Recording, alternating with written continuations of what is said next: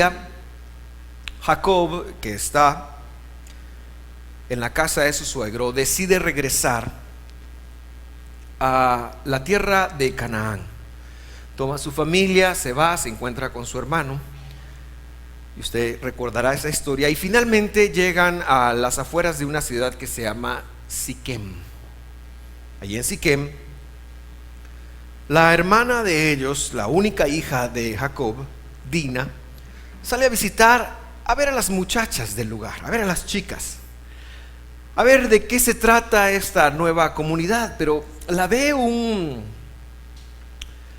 muchacho, el príncipe de esa ciudad, y por la fuerza la viola. Terrible, qué terrible. De tal manera que, pero el muchacho, después de violarla, se enamora de ella y entonces va y le dice a su padre: yo me quiero casar con su hija. Pero esto era muy terrible en Israel. Cuando los hijos de Jacob y hermanos de Dina regresan del campo a donde han estado pastoreando, dos de ellos, Shimeón en hebreo, y Leví, se enteran de lo que ha sucedido. Terrible. Y entonces ven a este señor que está haciendo la negociación. En ese entonces se respetaba a la autoridad del padre, de tal manera que iban a pedir a las doncellas. Ahora uno va, pero ya sabe que se la van a dar, ¿verdad? No sé si usted vivió eso, pero en ese entonces se respetaba mucho la autoridad de los padres. Y el padre está hablando con ellos, y estos dos hermanos dicen: momento, no les podemos dar a ustedes, a nuestra hermana, porque ustedes son incircuncisos. Necesitan circuncidarse. La religión judía tiene como punto de partida la circuncisión. ¿Qué le estaban pidiendo? Les estaban pidiendo que se convirtieran a su religión. Siquem está tan enamorado, y el poder de una mujer del amor hacia una mujer, ya lo dice el viejo himno: cuando un hombre ama a una mujer, en inglés, when a man loves a woman. Y entonces Siquem dice: sí, yo quiero hacer esto. Y él va y convence a toda su ciudad, a los hombres de toda su ciudad, a que se hagan la circuncisión. El tercer día, me cuentan, yo no sé, dicen que después de hacerse la circuncisión es el día que más duele. Así que todo el pueblo estaba dolorido, y Simeón y Leví, enojadísimos por lo que ha pasado, entran a la ciudad y matan a todos los habitantes de la misma, hombres, mujeres y niños. Acaban con toda una ciudad. Desbocan su ira y su enojo por un acto tan trágico que han cometido hacia su hermana. Y cuando Jacob les dice: ¿qué están haciendo, muchachos? Me van a hacer odioso a los habitantes del país. Ellos dijeron: no nos importa, no podíamos permitir que se nos trate de esa manera. Usted sabe, eran guerreros, eran fuertes, tenían poder sobrenatural de Dios, e irrumpieron e hicieron y acabaron. ¿Y qué les importó? Se manejaron por la ira, de tal forma que en el capítulo 48, cuando su padre Jacob está por morir, 25 años después,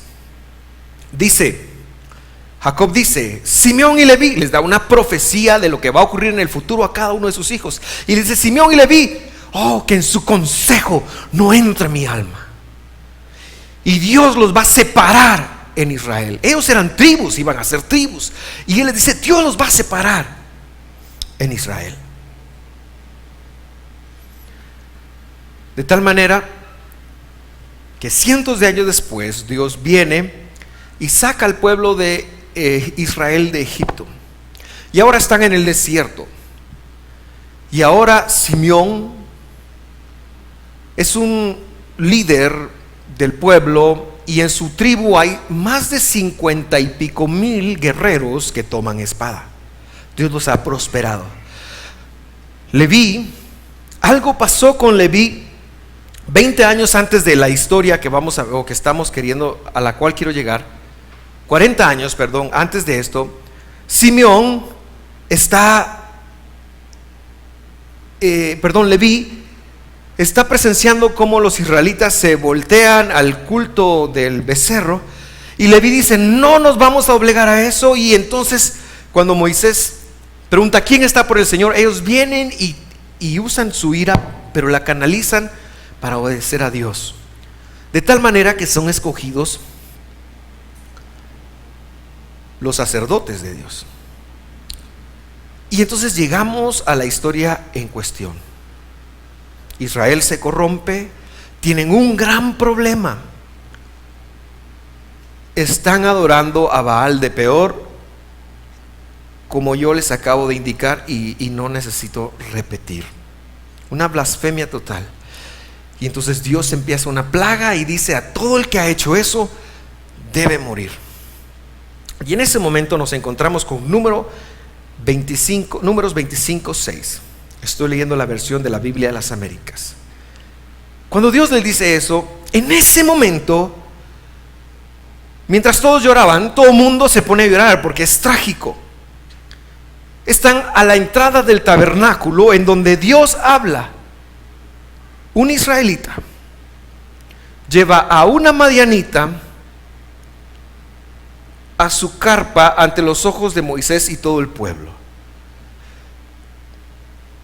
A este no le importó que iba a cometer un acto tan grande de pecado. Era alguien de la tribu de Simeón.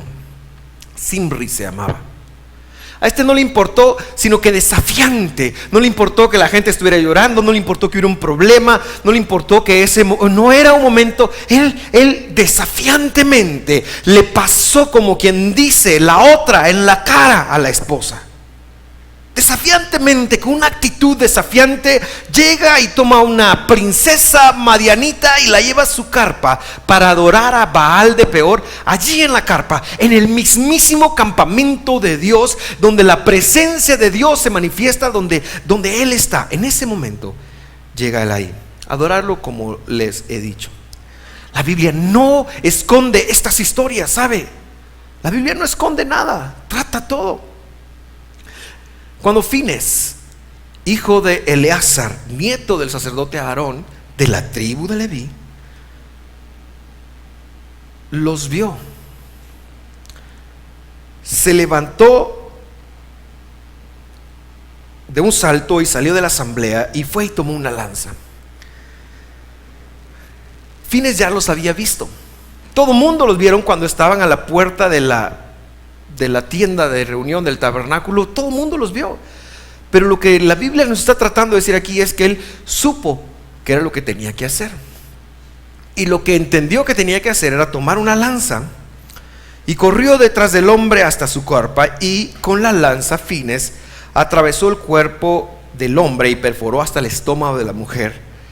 Entonces se detuvo la plaga de los israelitas. Sí, ellos estaban teniendo relaciones sexuales idolátricas, y en ese momento este hombre entra y le clava la lanza por la espalda al hombre. Le dije que no era una chata apta para niños, mientras estaban teniendo relaciones sexuales, de tal manera que con la injundia, la fuerza de eso, traspasa a la mujer. Y en ese momento, una plaga que está matando como un cáncer inmediato al pueblo de Dios se detiene. Y termina diciendo el versículo: pero ya habían muerto 24,000 personas. Fines era un muchacho. Fines no era un líder, no era un patojo, no era una persona con experiencia, no era alguien a quien le iban a reconocer. Venía, sí, de una estirpe de sacerdotes, pero cometió un asesinato de 2 personas. Y la pregunta que yo tengo para usted es: No importa cómo lo ve usted, porque cada quien podemos formarnos nuestra propia opinión. Pero como en todo, el que sí importa cómo ve la cosa es Dios. ¿Cómo vio Dios esto? Pues la Biblia no lo esconde y sigue diciendo. Dios hablando, versículo 11: Fines, hijo de Eleazar, hijo del sacerdote Aarón, ha apartado mi ira, mi furor de los hijos de Israel, porque demostró su celo por mí entre ellos, y en mi celo no he destruido a los hijos de Israel. Por tanto, di a Fines: he aquí yo le doy mi pacto de paz, y será para él y para su descendencia después de él un pacto perpetuo, porque tuvo celo por su Dios e hizo expiación por los hijos de Israel. Wow, qué serio, qué complicado. Antes de predicar este mensaje dije yo, de repente mejor cambio de mensaje. Pero dije, no, está bien que usted lo escuche. El libro de los Salmos, esos cantos de adoración a Dios, esas canciones, esas oraciones tan maravillosas que compusieron mucho bajo la inspiración del Espíritu Santo, habla de fines. Es más, me encontré que el Salmo 106, capítulo 28, narra esta historia. Dice: se unieron también a Baal Peor, el culto idolátrico del que, y comieron sacrificios ofrecidos a los muertos. Era un culto terrible. Le provocaron, hablando de Dios, pues a ira con sus actos, y la plaga se desató entre ellos. Antes de seguir, quiero decirle una cosa. Uno le tiene miedo a ciertas personas.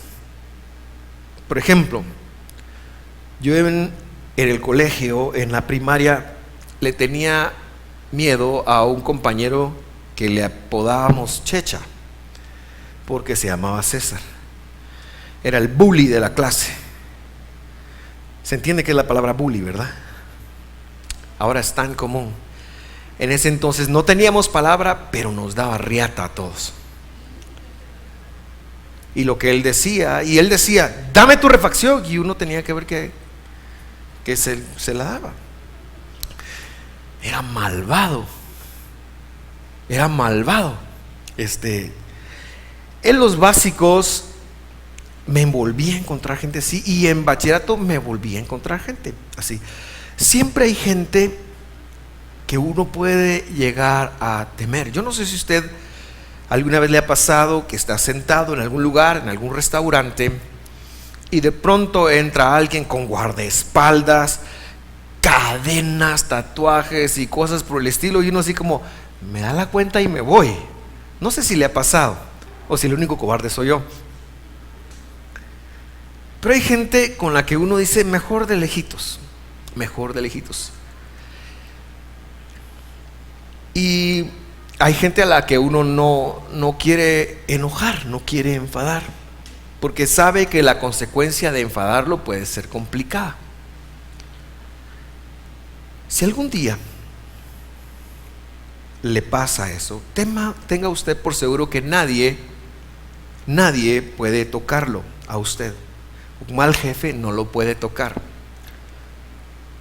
si Dios no lo permite. El punto aquí, y el que estoy tratando de comunicarle a ustedes, es que no provoquemos nunca a ira al Señor, porque el Salmo 7, versículo 12 dice que Dios es un Dios justo y que se enfada todos los días. Hay un momento en el día de la ira del Señor. Si quieres saber más de eso, vea la prédica de la semana pasada. Si Dios si tiene el poder, como lo dijo Jesucristo, no le teman a ningún hombre, pero ténganle temor al que puede poner el alma de ustedes en el infierno. A Él sí ténganle temor.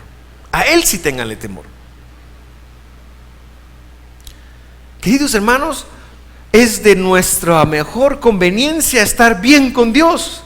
Y para estar bien con Dios, Él mismo proveyó la forma por medio de su Hijo Jesucristo para estar bien con Él. Si Dios es buena onda, Dios es bueno, Él no es malo, pero cuando actúa desde su atributo de justicia, puede haber muchos auches. Así que estos le provocaron pues a ira con sus actos. ¿Cómo provocamos a ira al Señor? Pues con los actos, pues agarrando la billetera y no devolviéndola, como vimos en la representación de eso.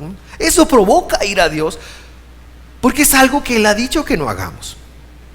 Le provocaron pues a ira con sus actos, y la plaga se desató entre ellos. Entonces Fines se levantó e intervino y cesó la plaga, y le fue contado por justicia por todas las generaciones para siempre. Quiere decir que un acto tan terrible como el que Fines hizo, le fue contado por justicia para siempre. Pregunto, ¿será que algún descendiente de Fines hoy en día, que habrán pasado, que le gusta, 3200 años después, será que todavía entrará en la bendición de esto? Por supuesto, para siempre es para siempre. ¿Qué está pasando? Es muy difícil de explicar cómo Dios puede avalar un asesinato. Y por favor, yo no quiero que usted vaya a salir de acá con la mentalidad que si alguien está pecando, usted tiene permiso para matarles. Ese no es el punto. Ese no es el punto. ¿Qué sucedió? Fines, con sus acciones, y este es mi tema, santificó el nombre de Dios. Fines, con sus actos, con ese acto de celo por Dios, santificó el nombre del Señor, y esa es la enseñanza. Hemos de vivir una vida que con los actos santifique el nombre del Señor. El pastor Larry Lee empezó una iglesia en la ciudad de Dallas con un ministerio de oración que se basaba en el Padre Nuestro. Yo hice ese estilo de oración, fue mi estilo de oración durante muchos años. Padre nuestro que estás en los cielos, santificado sea tu nombre. Y entonces el pastor Larry Lee nos enseñó que aquí debíamos de santificar el nombre de Jehová Tzidkenu, Jehová nuestra justicia, Jehová Shalom, Jehová nuestra paz, Jehová Roí, Jehová nuestro pastor. Y entonces nosotros orábamos santificando el nombre del Señor. Jehová Jireh, el Señor es nuestro proveedor. Y así los atributos, los nombres que se encontraban del Señor se santificaban. Entonces en mi mente se quedó el hecho de que santificar al Señor es un tema que logro con mis labios, que logro con mi oración. Mis oraciones hoy en día empiezan normalmente con la palabra: bendito seas tú, oh Padre eterno, Señor mío, Dios mío. Bendición en el nombre del Señor, que básicamente es la misma cosa. Bendito seas. Si yo voy a comer los alimentos, bendito seas Señor que nos das los alimentos. Si vamos a salir con la familia, oramos y decimos: bendito sea Señor que nos llevas a un lugar de vacaciones para divertirnos, porque yo quiero bendecir al Señor en todo lo que viva, o santificarlo. Pero estoy cayendo en cuenta que lo más importante en el tema del nombre del Señor es santificarlo con nuestros hechos, con cómo nos comportamos, con cómo vivimos, con el tipo de persona que somos.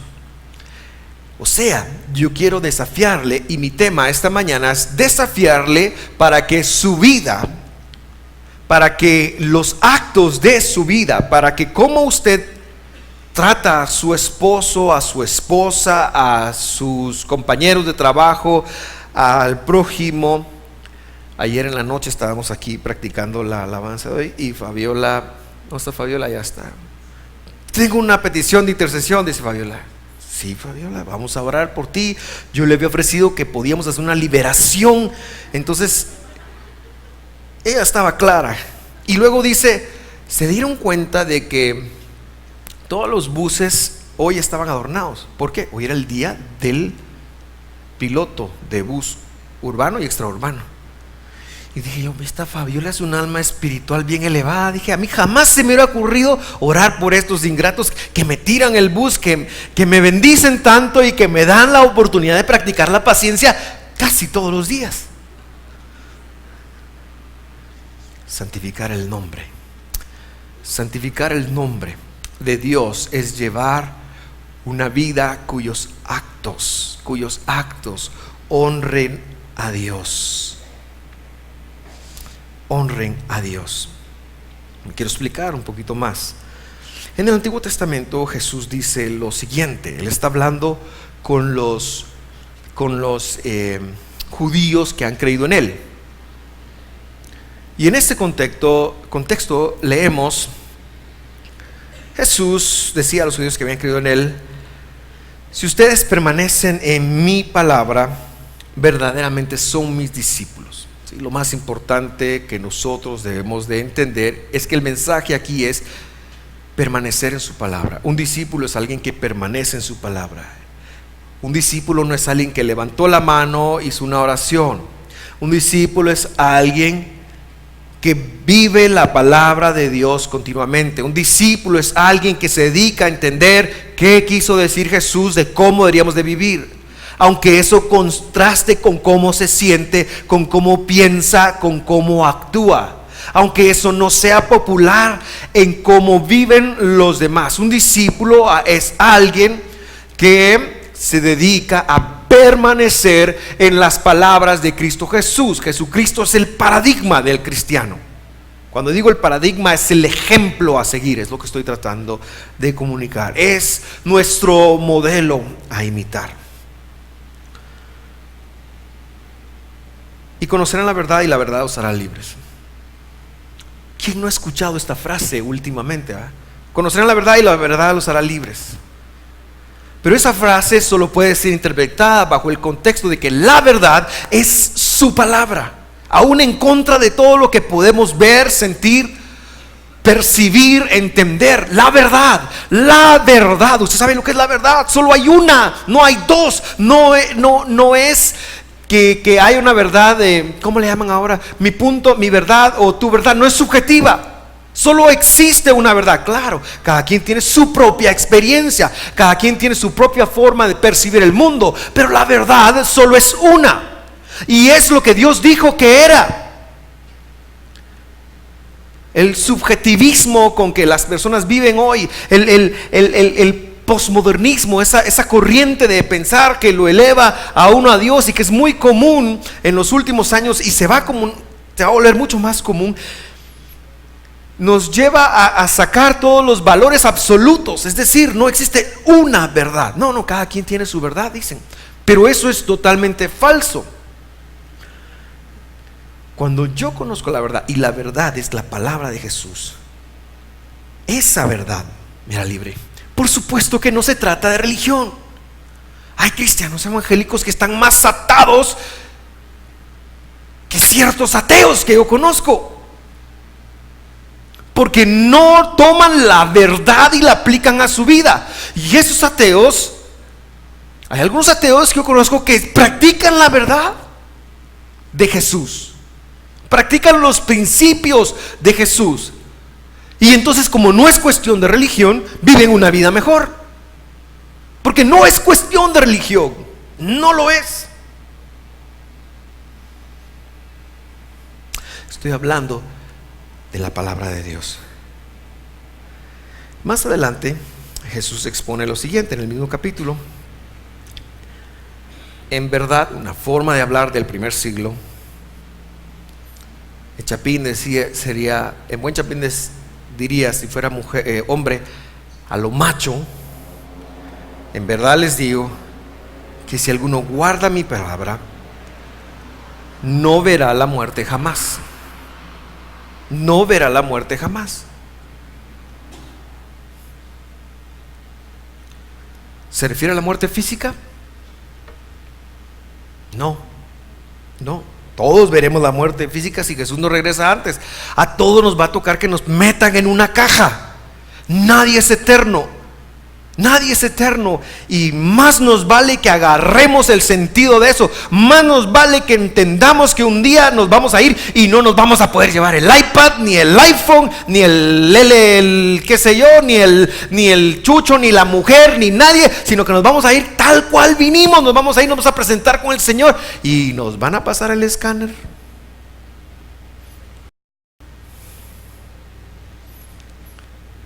Hace unas 2 semanas, el viernes pasado, me pidieron que evangelizara a alguien. Y entonces le empecé a evangelizar. Pero dijo, no, porque mira, no. Entonces le dije yo, mira, mi forma de hacer evangelismo fue: a todo coche le llega su sábado, le dije yo.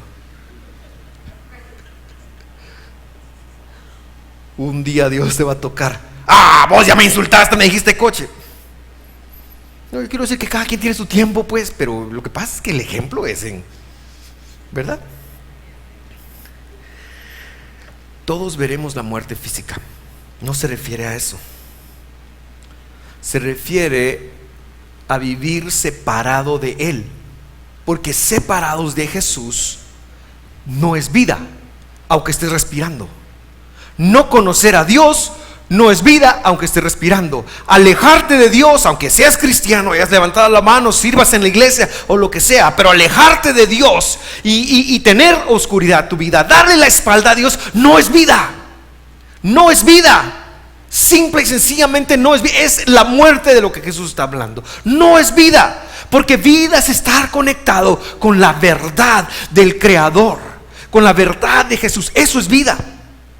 Si alguno guarda mi palabra, no verá jamás la muerte quirina, que andando se orina.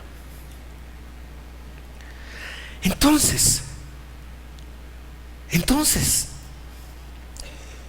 ¿cómo santificamos el nombre de Dios? Tenemos que aprender a guardar su palabra.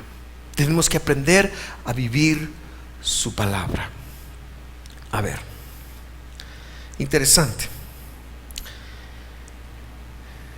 Algunas cositas, algunos consejitos. Una persona que santifica el nombre de Dios sigue a Cristo y siempre hace lo correcto, o intenta hacerlo. Queridos hermanos, es hora de que vivamos los valores del reino de Dios. ¿Sabía usted que el reino de Dios es un gobierno? Pues ese gobierno tiene valores, hay que empezarlos a vivir. Tienes que aprender a hacer lo correcto. Eso no te va a salvar. No te va a salvar, porque por gracia sois salvos. Eso lo que va a hacer es impedirte que te alejes de Dios. En el caso de Fines, eso era lo correcto. Le dije que cuando él vio, lo que entendió era que este hombre había traído la pena de muerte sobre sí mismo y actuó. Por favor, no vaya a aplicar la pena de muerte a nadie. ¿Sí? Ni siquiera emocionalmente. ¿Sabe que a veces aplicamos la pena de muerte emocionalmente? Ya no voy a querer a este, me daña querer a esta, me daña querer, ya no la voy a, ya no, me hiere. Yo soy rebelde porque el mundo, esa canción me bendice. Querido hermano, no va a aplicar la pena de muerte a nadie. Haga lo correcto. Haga lo correcto. Es un tema de influencia. A veces nos entendemos que Jesús nos ha dado poder, que nosotros somos más que vencedores, y queremos ir al mundo a probar eso, y nos paramos enfrente del mar rojo y decirle: ábrete, Sésamo, y el mar rojo no se abre porque no es sésamo. Pero el problema es que tampoco, si lo hiciéramos de la manera correcta, no nos hiciera caso, porque no tenemos el respaldo de hacer las cosas correctas, porque no vivimos los valores del reino de los cielos. Es decir, que en usted y en mí conocer a Jesús implica vivir un cambio continuo y a propósito. Pero nos acomodamos a nuestros malos hábitos. ¿Por qué? Porque yo soy así. No, yo soy tímido. No, yo soy bravo. No, yo soy, qué sé yo, qué es usted. No quiero poner más ejemplos. Pero nos acostumbramos y yo así soy. Y no queremos cambiar. Los valores del reino nos exigen un cambio. El problema de la iglesia cristiana en todo el mundo es que se dedicó a calificar cómo cambiaban las personas. Ese no es nuestro papel, eso le va a tocar hacerlo a Dios. Pero eso no implica que yo no tenga que pararme frente a usted y decirle, si usted está contento con quien usted es hoy, no debe ser así, porque puede ser mejor. Porque puede ser mejor. Le estoy hablando a su corazón, le estoy hablando de sus pensamientos, le estoy hablando de sus actitudes, le estoy hablando de las cosas que usted es. Por favor, este mensaje no es para su vecino, es estrictamente para usted. Hay que aprender a hacer lo correcto.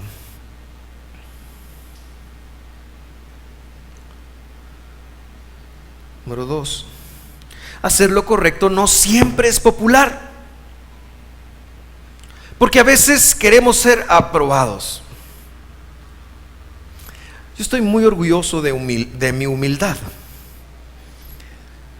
Amén, dice. No, hay cosas de las que yo me enorgullezco en mi vida. Una de las cosas que yo me enorgullezco en mi vida es de cómo me conduje yo en el bachillerato. Era retranquero y medio, hermanos. Retranquero y medio. Hermano, lo peor que uno puede hacer con un adolescente es cuestionarle su hombría. Entonces ahí van los brutos, siento sí, dame, soy hombre. Me estoy dando a entender. Las presiones. Ahora, eso es muy simple quizás, pero el mundo tiene una corriente de pensamiento. El mundo tiene llévelo al Facebook, llévelo a Twitter, llévelo a cómo usted se comporta, cómo usted vive, lo que le rodea, lo que es socialmente aceptado. Le voy a decir algo, sin ánimo de entrar en polémica, pero realmente entrando en polémica. Viene una oleada para que nosotros adoptemos, por ejemplo, el homosexualismo como pues otra corriente, ¿verdad? Pero no podemos. ¿Por qué no podemos? Porque la Biblia dice que no. La Biblia es bien clara con eso. Pero como es la agenda que están empujando, ya a nuestros hijos ya les van a enseñar de que hay 3 sexos. ¿Cuántos no hay 3 sexos? Varón y hembra los creó. Ahí dice Dios. Y si usted no piensa así, es porque usted ya piensa como si va. El pastor es un retrógrada, ¿verdad? El pastor es un old fashion, lo que usted quiera está bien, pero yo prefiero ser aprobado por él que por el mundo. Ese es el punto, hacer las cosas correctas, aunque no sean las cosas populares. Y me encontré un versículo que quisiera dejárselo. Y este es Dios hablándole a usted. Diga conmigo, esfuérzate. Esfuérzate. ¿Sabe qué es esfuérzate? Esfuérzate es que cuando usted lleva 500 despechadas, todavía se puede echar la 501.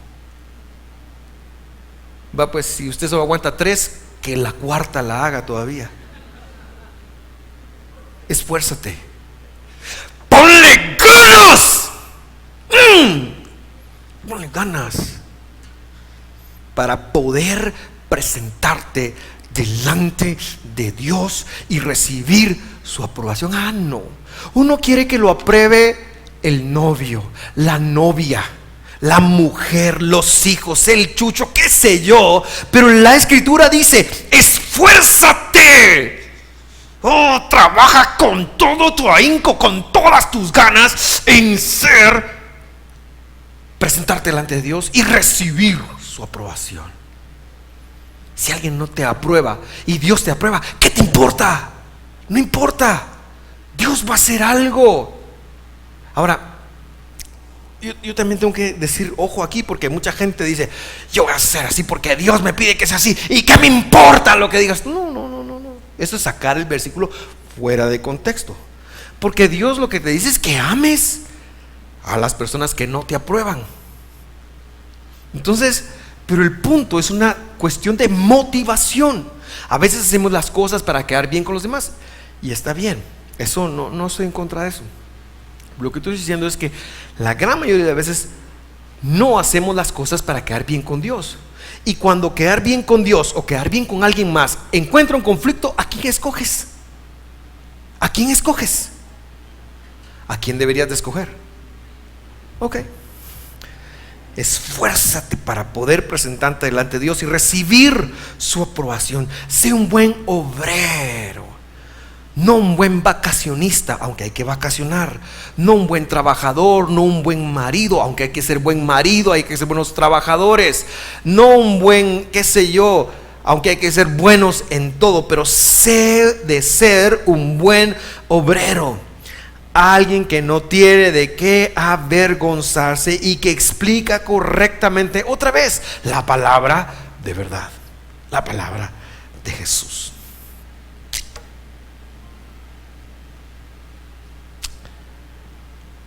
¿Qué tal si hoy cada uno de nosotros pasáramos a decir aquí todos nuestros secretos? ¿Qué tal? ¿Tendría usted algo de qué avergonzarse? Ni me conteste, hermano. Ni me conteste. Ni me conteste. Dos cositas más. Ya quiero enfilarme a terminar. Una persona que hace lo correcto y santifica el nombre de Dios puede transformar el mundo, puede hacer la diferencia. A veces pensamos, ¿qué puedo hacer yo en el mundo donde estoy, en la oficina? Si todos roban, si todos son mal hablados, si todos son narcos, si todos son esto, si todos son lo otro, lo que sea, ¿qué puede hacer una persona para hacer la diferencia? Pregúntale a Fines. Pregúntale a Fines. Nadie se animó. El único que se animó a hacer lo correcto fue Fines. ¿Y qué logró? Logró que Dios lo respaldara. Así que, ¿qué estás haciendo tú para cambiar el mundo? Es que es muy difícil. Ay, pastor, es que yo ya leí que para cambiar el mundo primero me tengo que cambiar a mí mismo. Sí, de eso ya hablamos. Sí, ya hablamos. Los valores del reino tienes que cambiar, tienes que ser un creyente. Pero el punto es que tienes que hacer una diferencia. El punto es que donde estás, Dios te ha puesto donde estás. En el trabajo, en el gimnasio, en lo que sea que tú hagas, en donde te desenvuelvas, Dios te puso para cambiar ese mundo. Para cambiar ese mundo. Y si tú vives los valores de Cristo Jesús, lo vas a poder hacer. Si tú tienes el respaldo de Dios, lo vas a poder hacer. Si te conocen por ser íntegro, por ser verdadero, son valores del reino. Si te conocen por hacer lo correcto, valores del reino, valores de Jesús. Si te conocen por eso, lo vas a poder hacer. Si no, te voy a incomodar. Este es evangélico, mucha. ¿Saben cuál es la diferencia entre un evangélico y uno que no lo es? Que no chupa, o que chupa a escondidas. Qué triste. Salud. Jesús dijo que cosas mayores de las que Él hizo, nosotros haríamos. Y estoy seguro que en el lugar donde Jesús está, en el mundo donde Jesús se desenvuelve, en el mundo espiritual donde Él está y de donde Él nos ve, está esperando que alguien le crea esa palabra. Está esperando que alguien diga: no me importan las situaciones que estoy viviendo, cosas más grandes que las que Jesús hizo, yo puedo hacer porque Él me lo prometió. Está esperando que Él le crea para hacer la diferencia. Está esperando, a Jesús está esperando que alguien crea que todo lo puede en Cristo, que le fortalece para hacer la diferencia. Está esperando que alguien se levante y cuestione las cosas como son, y que alguien pueda decir: las cosas pueden ser mejores. Está esperando que tú te levantes a cambiar y a transformar tu mundo, en lugar de sentirte víctima de Él y acoplarte a las cosas como están. Está esperando que tú te levantes. Está esperando que te levantes, porque Él lo habló y Él lo dijo: cosas mayores de las que yo he hecho, ustedes también pueden hacer. Está esperando a alguien que crea. Creer, mis queridos hermanos, creer no es así como: voy a conectar con creer. Yo soy pilas. Sí, soy pilas. Soy bien pilas. Re pilas. Y no hacer algo al respecto. Si usted quiere hacer eso, está bien, no hay ningún problema. Oiga tape de autoayuda, levántese el autoestima, todo lo que usted quiera, fantástico. Pero luego vaya y haga una diferencia. Salga y haga. Salga y hable. Salga y sea diferente. Y por último, me voy a echar una herejía, con el permiso de todos ustedes. Hacer lo correcto y santificar el nombre es salvar a otros. ¿Cómo así? Nadie salva, solo Jesús salva.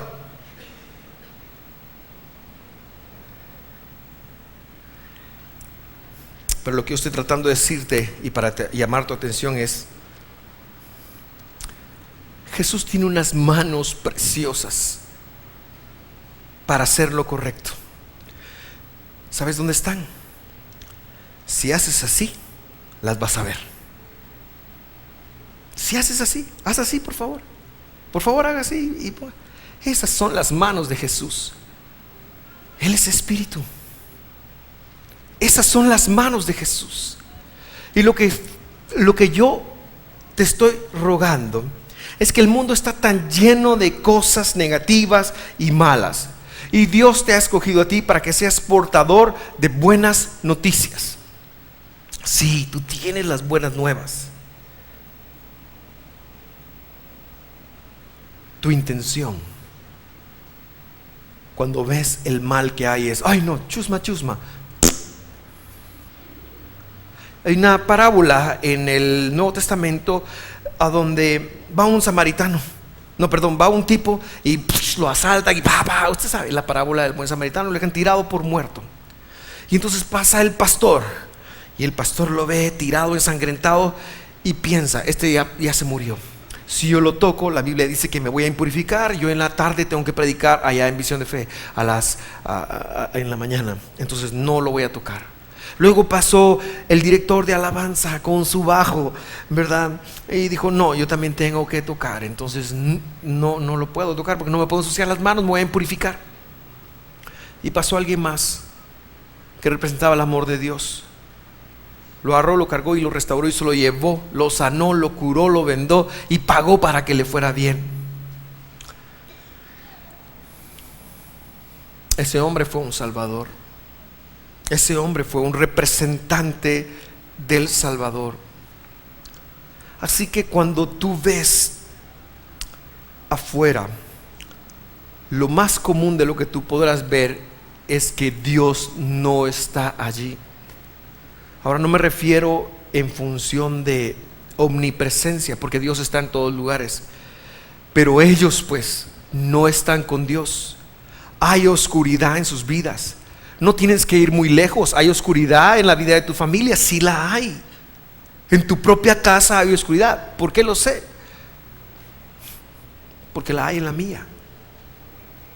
Porque no hemos llevado la luz a todos los segmentos de nuestra casa. Porque no estamos viviendo el plan perfecto de Dios. Hay oscuridad y Dios te ha escogido a ti para que seas un representante de luz. ¿Cómo hacerlo? Hoy no tengo el tiempo para hacerlo, pero te digo algo: empieza a tener la intención de ser las manos de Jesús, de ser los ojos de Jesús. Es hora de santificar el nombre.